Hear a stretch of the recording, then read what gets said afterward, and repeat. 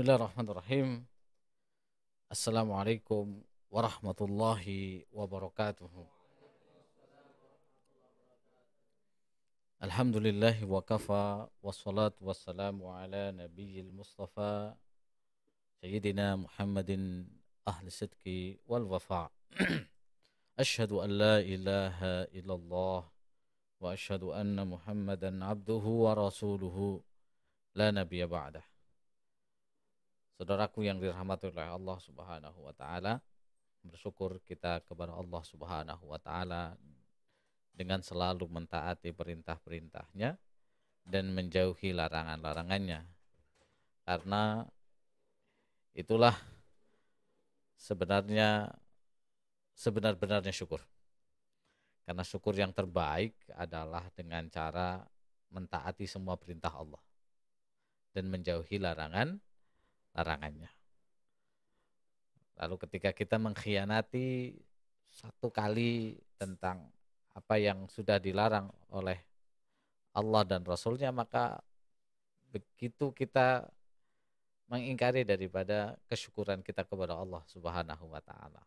Sepakat bahwa bersyukur kita adalah dengan cara mentaati perintah Allah dan Rasulnya. Sepakat ya? Lalu tentunya sebagai umat Nabi Muhammad sallallahu alaihi wasallam, Allahumma shalli ala sayyidina Muhammad wa ala ali sayyidina Muhammad, maka atas semua risalah yang telah dibawakan oleh baginda Nabi Muhammad sallallahu alaihi wasallam bukanlah berasal dari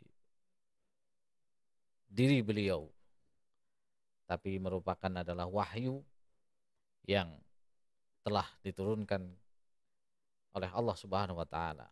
Wa ma yantiqu 'anil hawa in huwa illa wahyun yuha. Bahwa sesungguhnya yang dikatakan oleh Rasulullah SAW tidak lain adalah wahyu yang diturunkan oleh Allah Subhanahu wa taala. Teman-teman yang dirahmati Allah, santri-santri Yayasan At-Tauhid yang semoga selalu istiqomah dalam membawa risalah kenabian dan tentu mengemban amanah hafalannya tiap hari, dan insya Allah selalu bertambah nih. Bertambah atau berkurang? Kira-kira tanya. Hafalannya bertambah atau berkurang? Bertambah insya Allah ya. Ada nggak yang hafalannya berkurang? Ada? Oh, saling sikut-sikutan? Nggak apa-apa. Yang terpenting itu tidak boleh dalam sehari tidak ada yang dihafal. Nah, itu. Walaupun lupa, karena lupa itu bagian dari sifat manusia, ya. Nah, ini ada yang baru nih sekarang, siapa? Valentino Rossi. Valentino. Nah, oh, Valentino Cristianto dari Christian Valentino dari Papua. Masya Allah, Jayapura ya.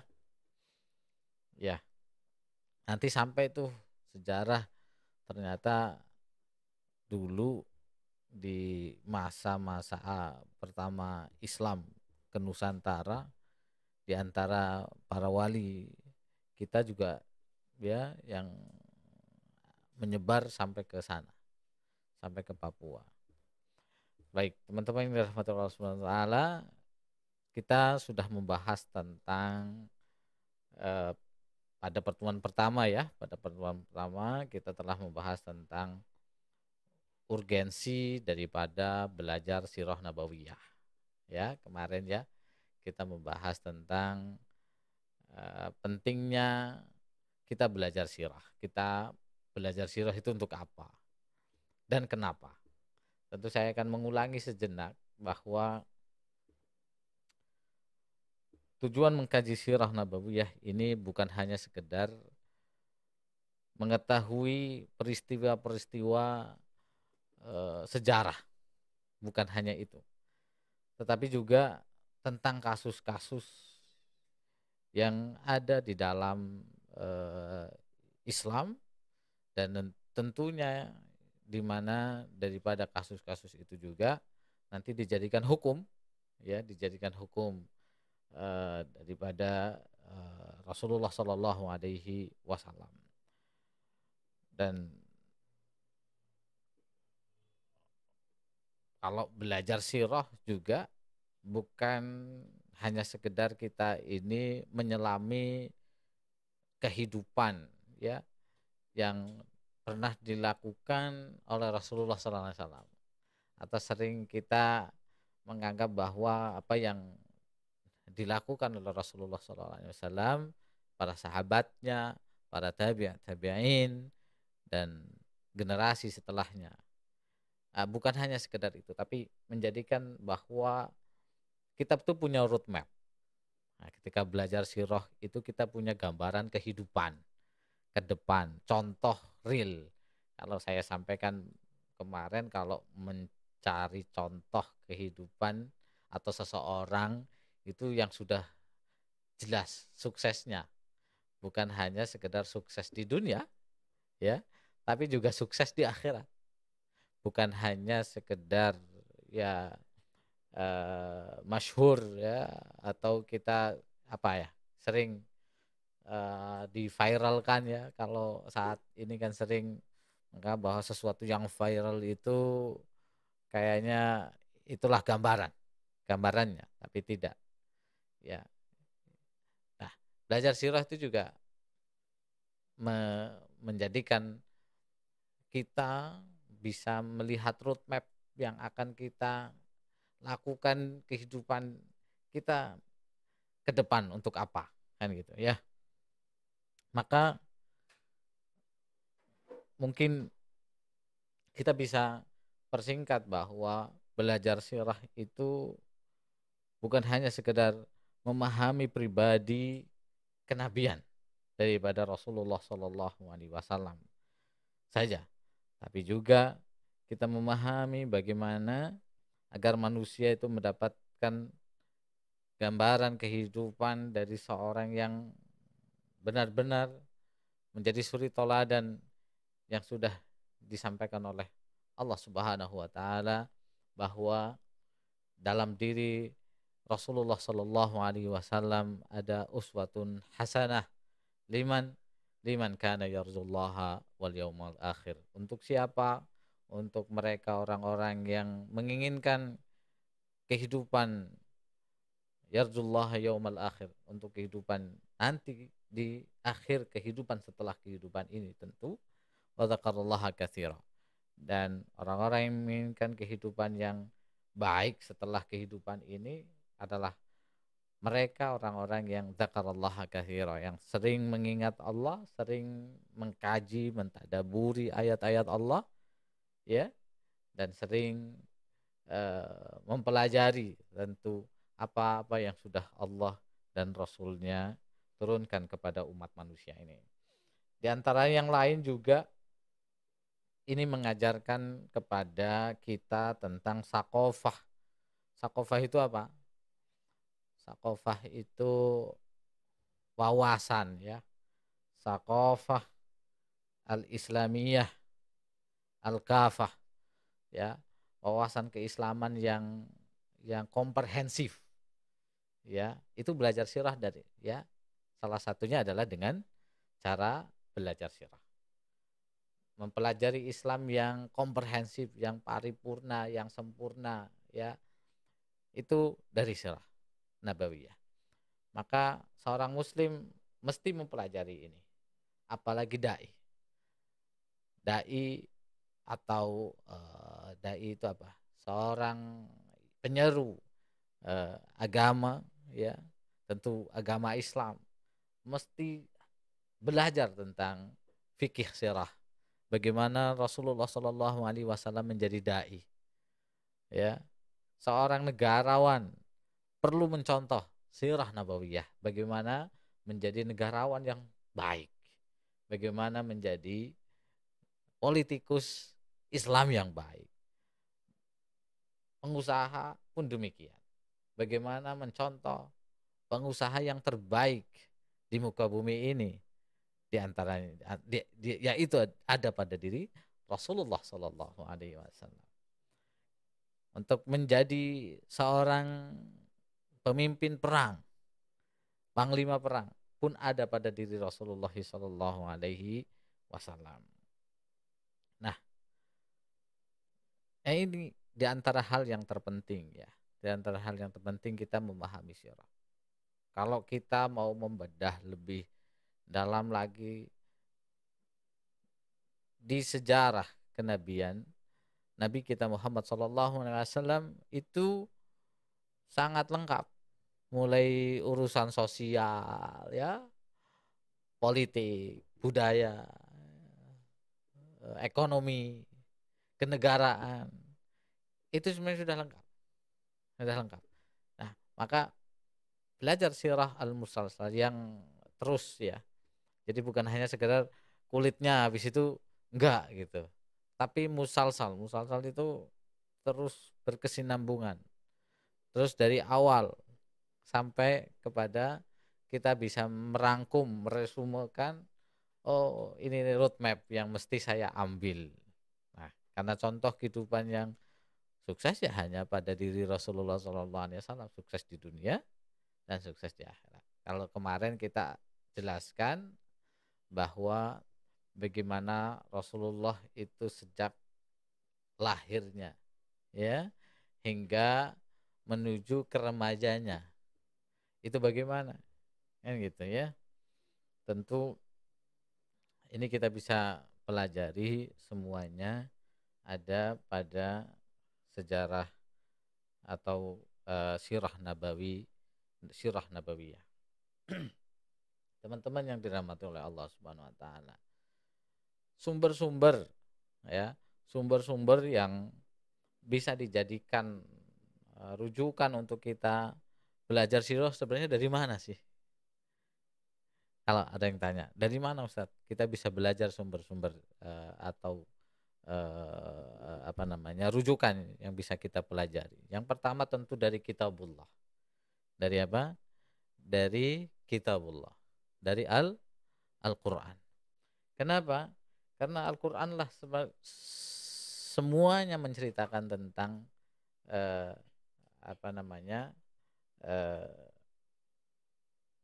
diri Rasulullah Sallallahu Alaihi Wasallam, tentang akhlaknya. Disebutkan bahwa akhlak Rasulullah Sallallahu Alaihi Wasallam karena khuluquhu Al-Quran. Akhlak Rasulullah kita bisa pelajari dari Al-Quran karena memang Rasulullah pun sampaikan bahwa kepribadian akhlak daripada Rasulullah Sallallahu Alaihi Wasallam itu seperti Al-Quran yang berjalan. Maka tidak boleh lepas tuh belajar sirah kecuali yang perlu pertama kali harus dibuka adalah Al-Qur'anul Karim. Ya. Ini rujukan yang pertama untuk memahami sifat, ya bukan hanya sifat-sifat umum daripada Rasulullah sallallahu alaihi wasallam, tapi juga sifat-sifat khusus Rasulullah sallallahu alaihi wasallam. Hingga dalam Al-Qur'an pun diceritakan tentang kisah Rasulullah sallallahu alaihi wasallam ketika ya bermuasyarah dengan keluarganya, dengan para istri-istrinya. Nah, itu dari Al-Qur'an semua. Ya. Ya, bukan hanya dari sisi kehidupan, tapi juga dari Al-Qur'an kita bisa mengenal bagaimana Rasulullah sallallahu alaihi wasallam memimpin perang. Ya. Memimpin perang. Perang-perang yang dijelaskan di dalam Al-Qur'an seperti perang Badar. Ya. Misal apa itu?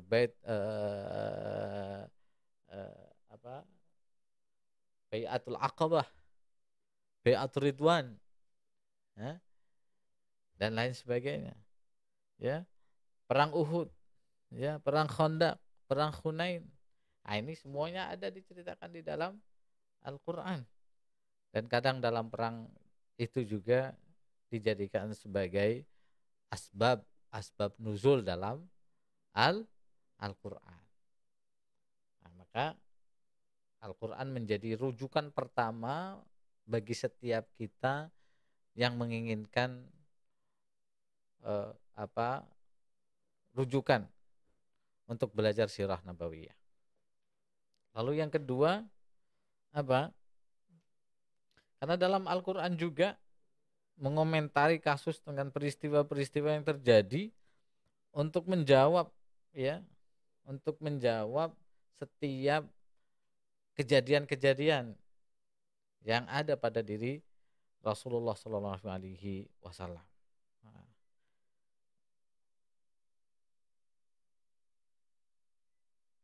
Tapi saudaraku yang dirahmati Allah Subhanahu wa taala, teman-teman, kenapa di dalam Al-Qur'anul Karim itu nanti ketika memahami ayat-ayat ya dan hukum-hukum yang lain nanti ada butuh tambahan keilmuan ya.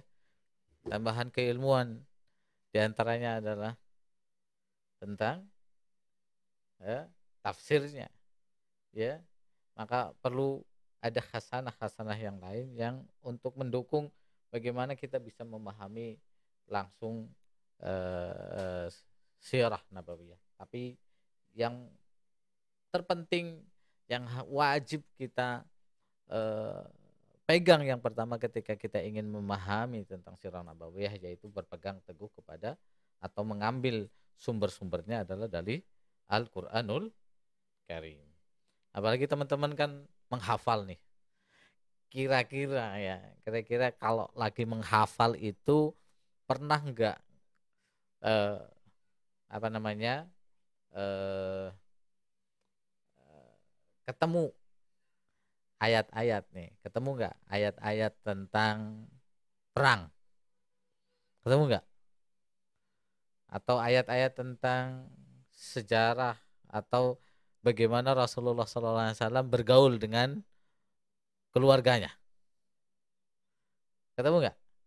Atau bagaimana Rasulullah SAW menjelaskan tentang hukum atau pertanyaan seseorang ya, seorang kaum ya perempuan yang lagi haid misalnya kan gitu, bagaimana berkumpul dengan suami dan lain sebagainya. Tentu pernah melewati ayat-ayat ini, pernah enggak? Pernah ya. Nah itulah belajar sumber-sumber daripada sejarah kenabian atau hukum-hukum atau fikih sirah an-nabawiyah. Nah, itu sumber yang pertama adalah Al-Qur'anul Karim.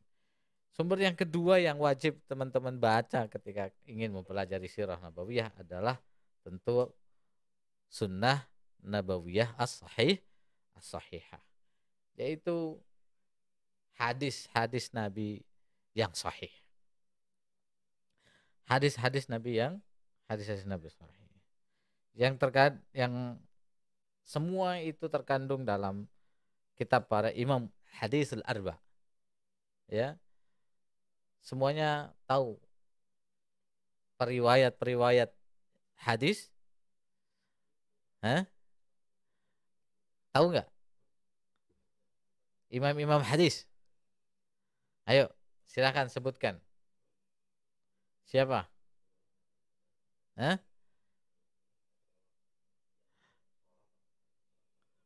Rawi-rawi riwayat hadis. Imam-imam hadis. Ada yang tahu nggak? Ya, oke. Bukhari, Muslim, terus Tirmizi, terus siapa lagi? Ada 7. Ada 7. Yang disingkat ban mati. Tahu nggak ban mati? Bukhari, Ahmad, Nasai, Muslim, Ibnu Majah, terus Ahmad, Tirmizi, I-nya Ibnu Majah. Nah ini imam-imam al-hadis ya di dalam kitab hadis, kitab-kitab beliau. Dan asahul kitab ba'dal Quran, asahul kitabul hadis ba'dal Quran apa? Dan kitab hadis yang paling sahih setelah Al-Qur'an apa? Bukhari Bukhari Muslim. Ya. Nah, ini kitab-kitab hadis yang bisa dijadikan rujukan kita belajar sirah nabawiyah.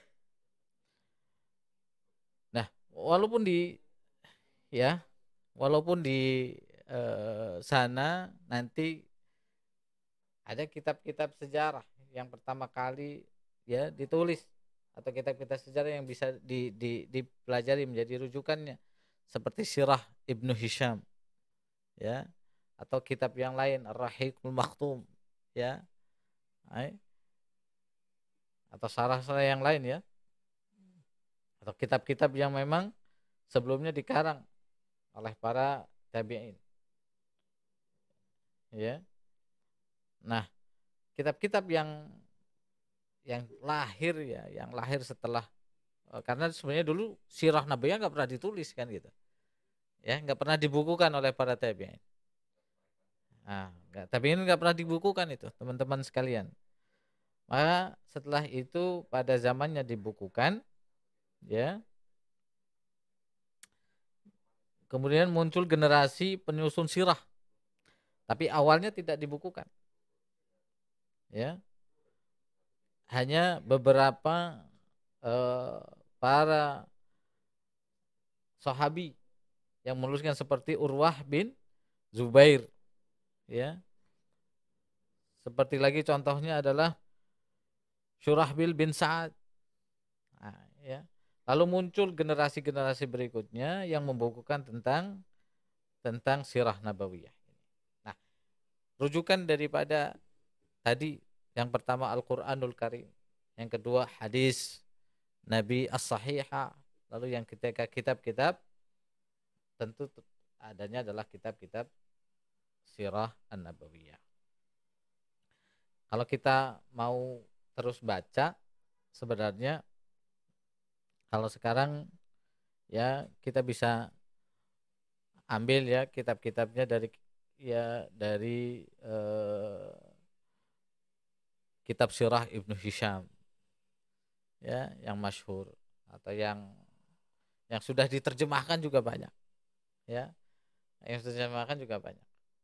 Tinggal teman-teman cari, bukan hanya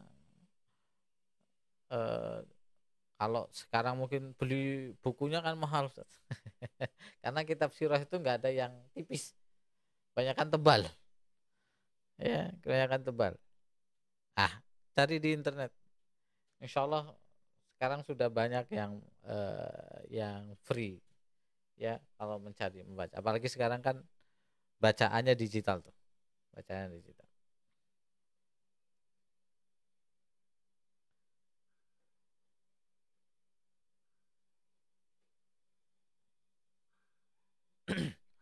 Baik, teman-teman yang dirahmati oleh Allah Subhanahu wa taala, setelah kita tahu urgensi kita belajar sirah, kita tahu sumber-sumber kitab yang kita wajib ambil ketika kita ingin mempelajari surah, maka kita masuk ke dalam kenapa Allah Subhanahu wa taala memilih, atau kenapa Al-Jazirah Al-Arabiyah atau Jazirah Arab ini dipilih sebagai tempat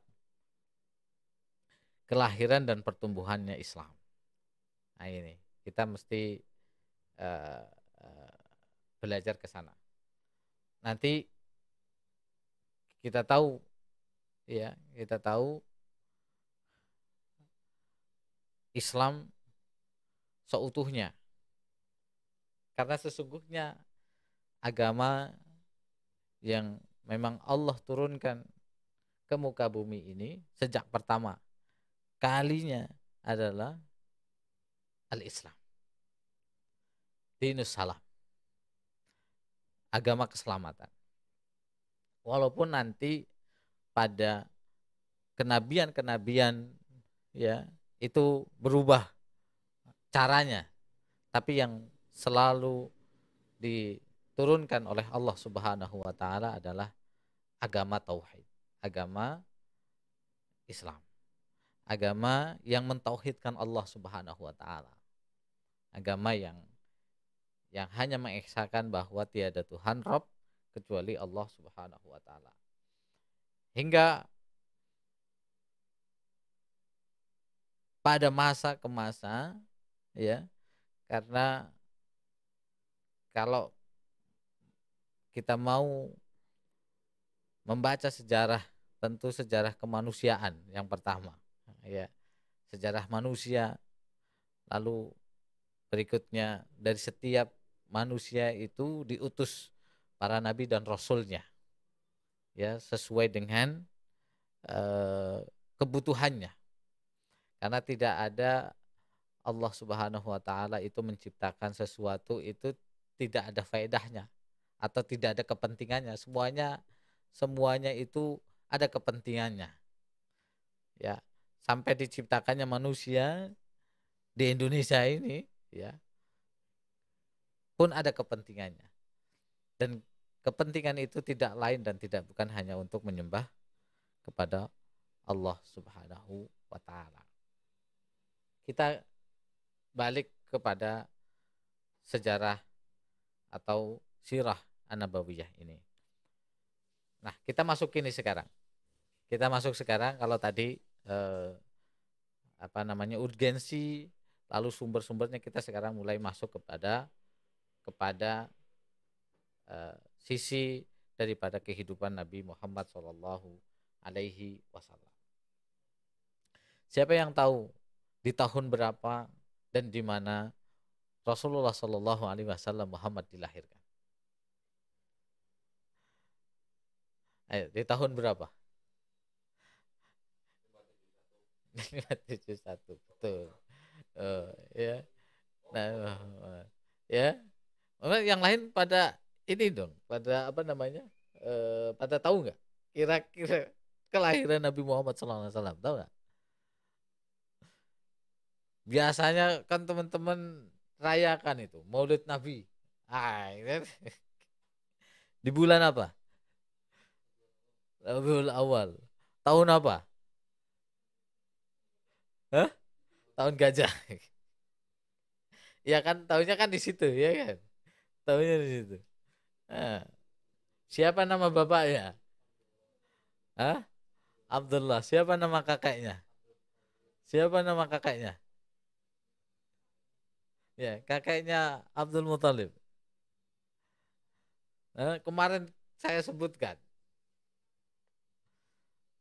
Muhammad ibni Abdullah ibni Abdul Muthalib. Terus Ibn siapa?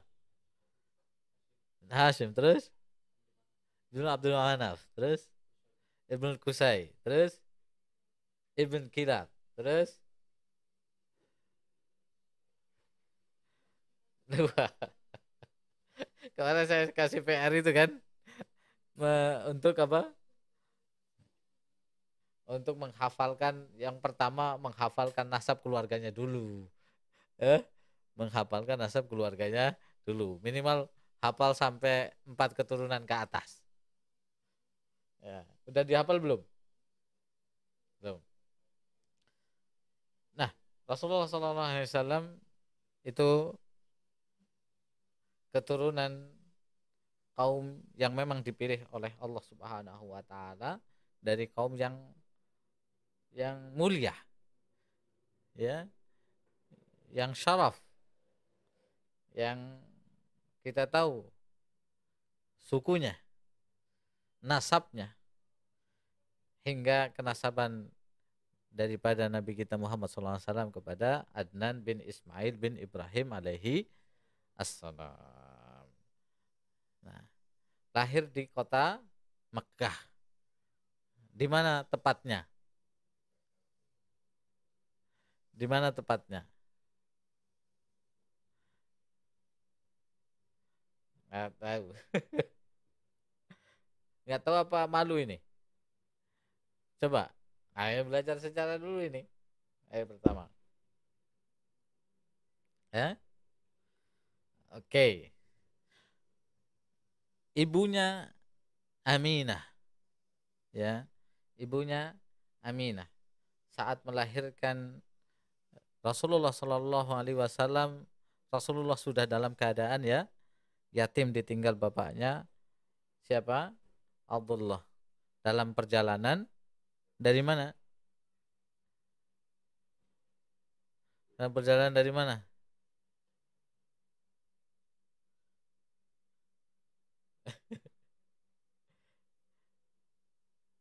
Yuk, dalam perjalanan dari mana? Eh?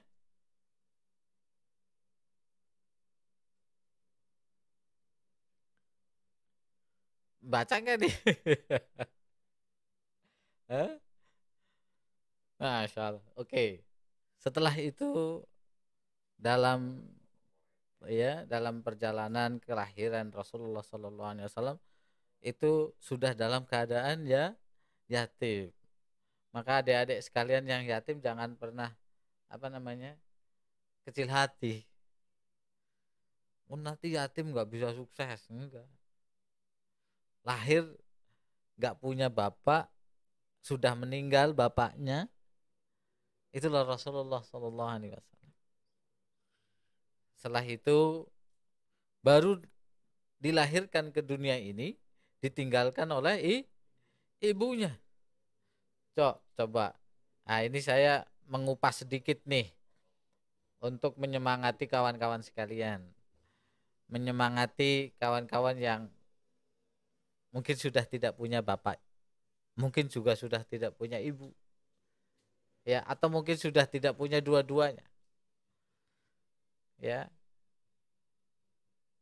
tapi sesungguhnya Allah Subhanahu wa taala itu tidak akan pernah membiarkan ciptaannya itu ya terbengkalai begitu saja, enggak.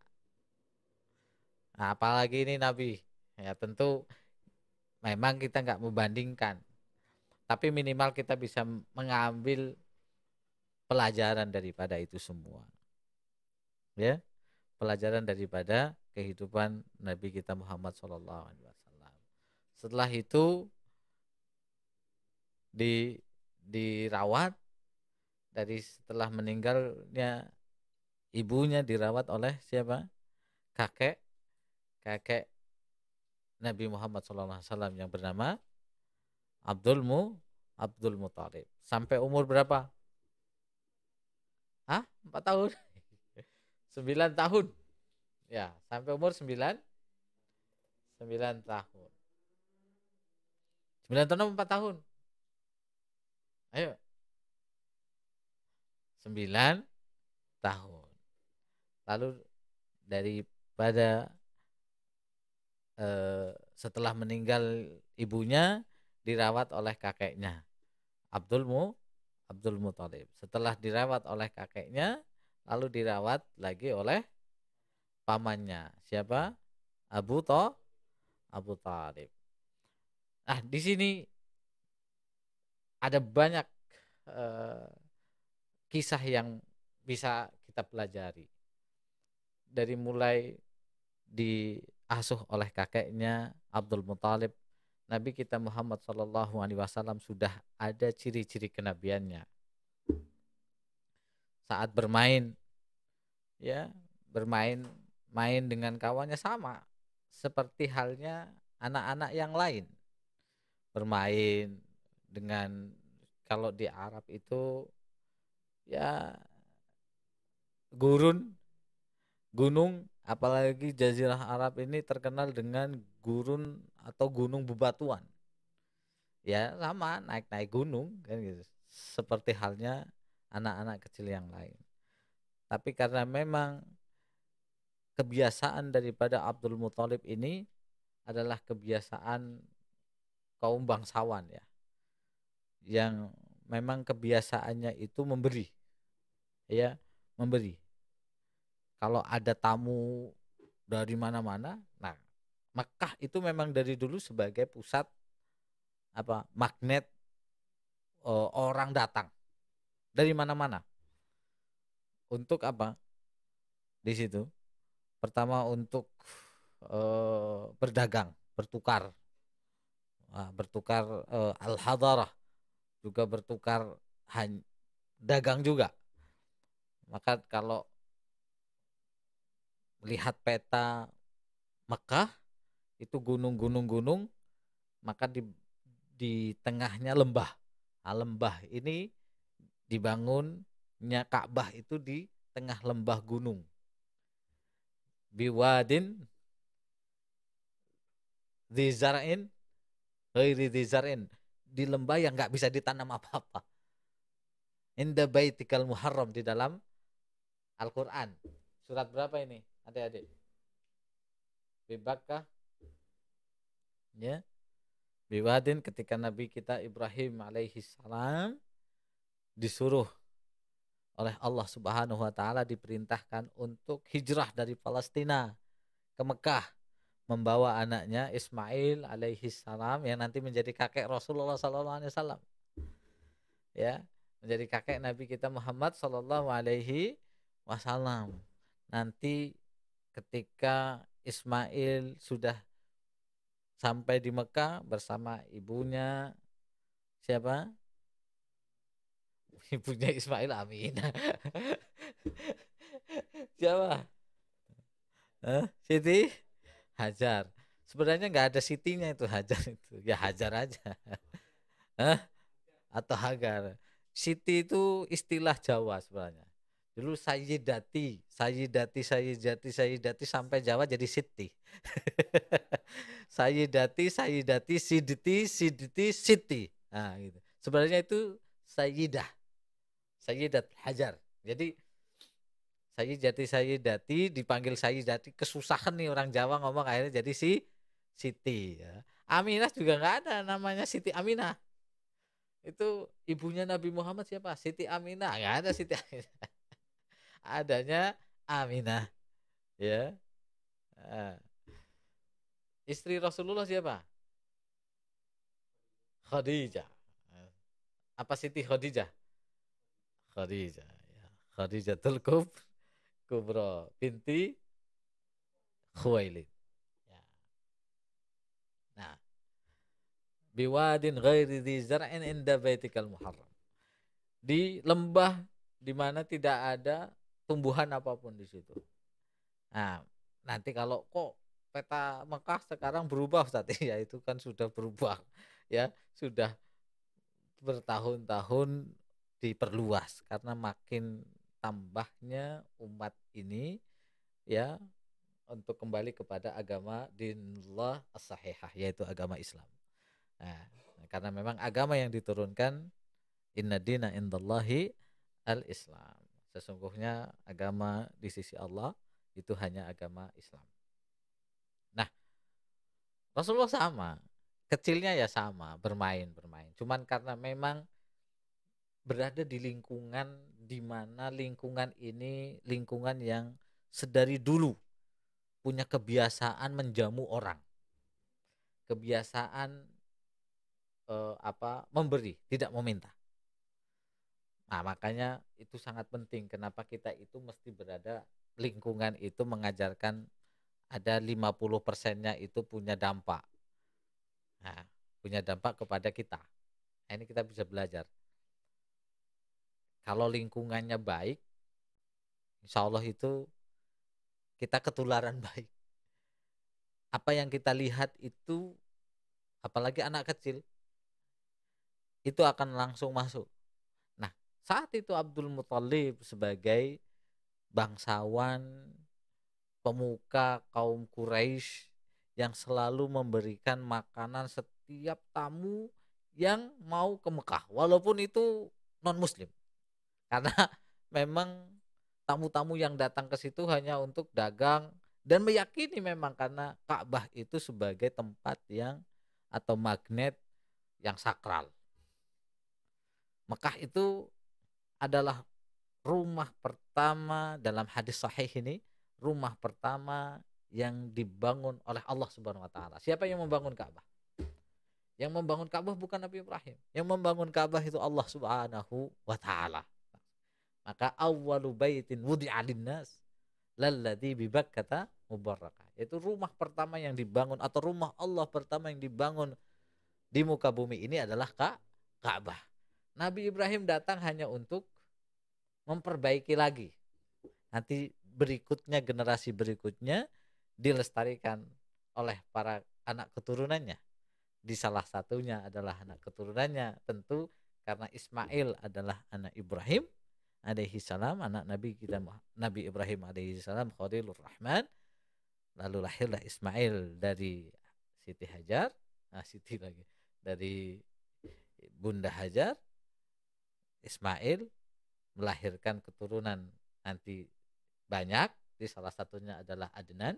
Nah, Adnan ini yang menjadi nenek atau kakeknya Nabi kita Muhammad Shallallahu Alaihi Wasallam. Umur 9 tahun mengikuti kebiasaannya Abdul Muthalib, kakeknya, menjamu orang. Memang begitu kebiasaan, menjamu, datang orang dari negara mana, penjuru jazirah manapun, ketika datang ke Mekah, maka yang dilakukan oleh keluarga Nabi kita Muhammad SAW adalah menjamu tamu. Hingga akhirnya kakek Nabi kita Muhammad SAW, Abdul Muthalib, wafat, lalu pengasuhan beralih kepada siapa? Pamannya, Abu Talib. Dari sini Nabi kita Muhammad SAW belajar untuk belajar lebih dalam. Tapi ada fase ketika dari umur 9 ke umur 12, ini fase kehidupan Nabi kita Muhammad SAW di masa kanak-kanaknya itu bergaul dengan para teman-temannya yang lain dengan mengembala kambing. Karena tidak ada nabi yang diturunkan ke muka bumi ini kecuali menjadi salah satunya, bukan pekerjaan pokoknya. Salah satunya adalah sebagai pengembala kambing. Tapi ini sebenarnya tadrib. Tadrib itu apa? Latihan. Karena ya hewan itu jadi semacam apa ya, alat ya. Alat untuk ya, kalau kita itu bisa merawat, memelihara ya, menghidupi kan gitu. Dan bisa bercengkrama dengan mereka itu dengan baik, insya Allah bercengkrama dengan makhluk Allah yang lain pun bisa lebih baik. Karena sesungguhnya apapun yang diciptakan oleh Allah di muka bumi ini menjadi makhluknya Allah yang memang semua bersujud. Apakah tidak kita ketahui bahwa sesungguhnya pepohonan, rumput-rumputan, bebatuan, muka bumi, semua yang Allah ciptakan ini bersujud kepada Allah Subhanahu wa Ta'ala. Ya, dan di sanalah menjadi tempat latihan. Nah, pada masa di mana Nabi kita Muhammad SAW bersama pamannya Abu Talib, di sanalah Nabi kita Muhammad belajar tentang bagaimana bergaul dan berdiplomasi. Ya, diajar perjalanan melalui tangannya pamannya Nabi Muhammad SAW, berjalan dari mana? Dari Arab ke negara-negara Syam untuk berdagang. Negara Syam. Syam itu di mana? Kira-kira sekarang itu di mana Syam itu? Adik, tahu nggak Syam itu di mana? Ya? Kira-kira di mana Syam? Kira-kira di mana Syam? Hah?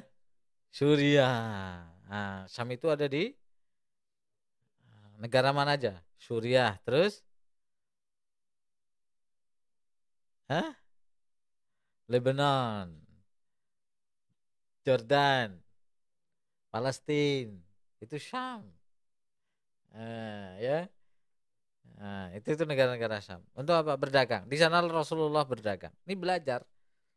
Tapi pada saat itu pernah nggak kira-kira nih? Kira-kira pertanyaannya nih, pertanyaan.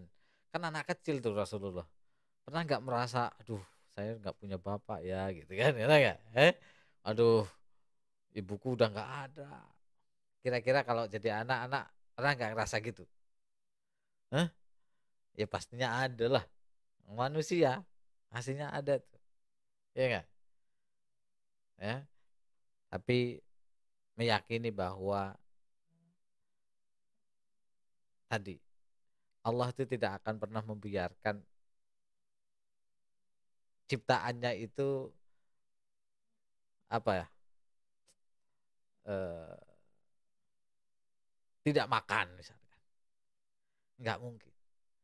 Bahkan seekor ulat pun yang nggak bisa jalan cepat gitu, nggak bisa jalan cepat seperti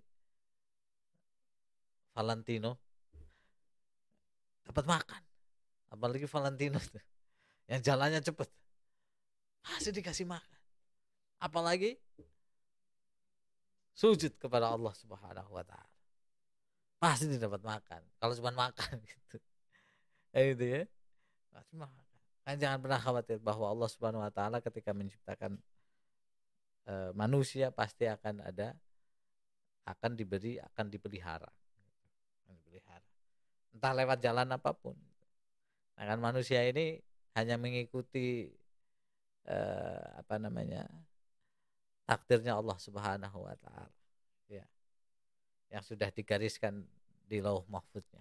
Ya, kita kembali lagi kepada sejarah Rasulullah Shallallahu Alaihi Wasallam. Setelah itu belajar hingga mandiri nih.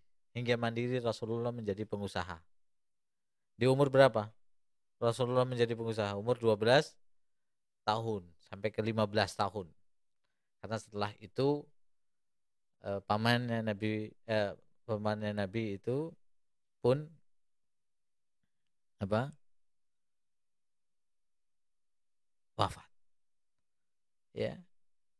Lalu awalnya jadi mengikuti, belajar, ya, belajar ngikut orang. Nah, belajar ngikut orang. Digaji nggak Ustadz? Kalau belajar itu ya menurutnya biasanya digaji dan nggak digaji itu terserah. Gitu ya. Ya, tergantung kan gitu. Lalu setelah itu kerja sama orang. Kerjanya dengan siapa? Ya, kerja sama orang. Ya, setelah kerja sama orang lalu mendapatkan atau punya bisnis sendiri. Ya, setelah menikah dengan Khadijah bint Khuwailid. Nah, teman-teman yang rahmat Allah Subhanahu wa taala, hingga menuju kepada kenabian Nabi Muhammad SAW pada umur 25 tahun Rasulullah menikah, lalu diangkat menjadi nabi dan rasul pada umur berapa? Hah? Pada umur berapa? Hah? 40 tahun. Nah, nanti dari situ kita, kan ini saya mengharap bahwa kajian ini terus bersambung. Ya, terus bersambung. Nanti kan ada Ustadz Amin Abdullah yang juga bisa menambahi. Terus bersambung. Setelah itu kayak apa? Ya, Rasulullah menjalani kehidupannya. Nanti itu dipelajari dari sumber-sumber yang tadi saya jelaskan dari Al-Qur'an, daripada hadis Nabi Shallallahu Alaihi Wasallam, dan dari kitab-kitab sirah yang nanti kita bisa ambil salah satunya. Di antaranya adalah kitab Sirah Ibnu Hisham. Dari sini ada yang mau tanya nggak? Karena sudah mau 1 jam nih. Jam 5.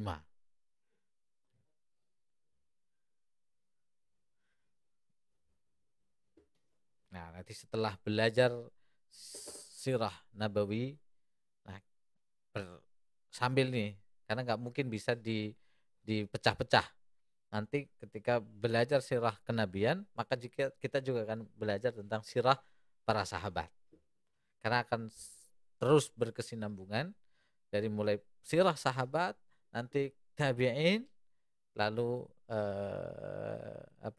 pada masa-masa Islam, ya, hingga kejayaan Islam dan sampai keruntuhan Islam. Tentu kalau mau ini panjang ya, panjang dan mesti musalsal, terus berkelanjutan hingga benar-benar kita bisa mengambil pelajaran yang komprehensif, yang utuh daripada pelajaran sejarah Nabi. Dan saya ingatkan bahwa belajar sejarah Nabi itu bukan belajar tentang, atau belajar sirah nabawi itu bukan belajar tentang hanya sejarah-sejarahnya saja, tidak. Tapi kasus-kasus yang memang ada pada zaman itu yang bisa menjadi menjadi hikmah, ibroh yang bisa kita ambil untuk sama-sama kita aplikasikan di dalam kehidupan kita saat ini.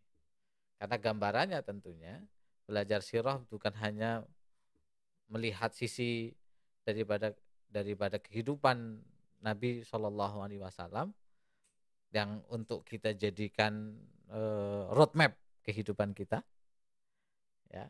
Karena Rasulullah SAW itu sejak lahir, ya, remaja, salah satu sifat yang selalu dikenang hingga saat ini oleh musuh dan temannya adalah sifat al-amin, contohnya sifat yang sangat bisa dipercaya, sifat al-amin, sifat amanah, ya, maka disebut Muhammad al-amin, kan gitu.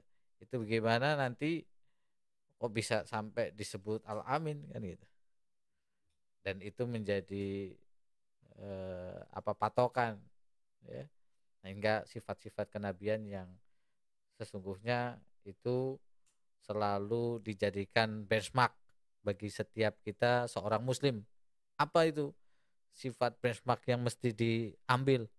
Sidik, amanah, tabligh, fatonah. Paham nggak 4 sifat ini kira-kira? Sifat sidik, amanah, tabligh, fatonah. Sidik ini apa? Sidik itu apa? Sidik itu apa? Sidqun. Sidqun itu jujur. Honest, ya. Itu uh, orang jujur tuh selalu disukai orang nggak? Pasti kan? Selalu dirindukan orang. Cari orang jujur zaman ini susah sekali. Maka 4 benchmark pada diri Rasulullah SAW untuk bisa harus ada nih, harus mesti ada pada diri setiap muslim itu 4. Sidik, jujur. Sidik, amanah. Amanah itu dapat dipercaya dalam setiap tugas apapun, ya, gitu. Dalam perkara apapun, ya, musuhnya mengenali bahwa si Muhammad ini seorang yang amanah, orang terdekatnya apalagi, gitu. Terus apa? Amanah, sidik, amanah, tabligh. Tabligh itu apa? Tabligh itu ah, seorang yang penyampai yang baik, nah, ya. Ini benchmarknya, menyampaikan sesuatu itu kebenaran yang mutlak, yang memang benar itu datangnya dari Allah. Selamat datang Ustadz Tri, guru kita, ya. Lalu fatanah, fatan itu smart people, smart, ya. Nah, ini benchmark 4, ya, yang mesti dimiliki oleh setiap kita sebagai individu seorang muslim. Sidik, amanah, tabligh, fatanah. Fatanah ini smart. Muslim yang smart itu yang bukan hanya pandai pandai dalam agamanya, bukan, tapi juga pandai ketika menjadikan agama itu sebagai benar-benar sebagai guidance, ya. Smart juga tuh ketika berpolitik, smart bergaul, smart eh, apalagi Pak, smart mencari peluang. Gitu. Nah, gitu. Nah, itu teman-teman yang dirahmati Allah Subhanahu wa taala, mudah-mudahan 4 benchmark sifat kenabian Nabi Muhammad SAW yang kita wajib mesti ikuti, dan kita tetap belajar untuk menjadi istiqomah. Nih ada tulisan istiqomah nih di tembok, ya. Karena hal yang paling berat sebenarnya istiqomah. Hal yang paling berat itu istiqomah. Godaannya berat banget. Wallahu a'lam bishawab. Terima kasih. Assalamualaikum warahmatullahi wabarakatuh.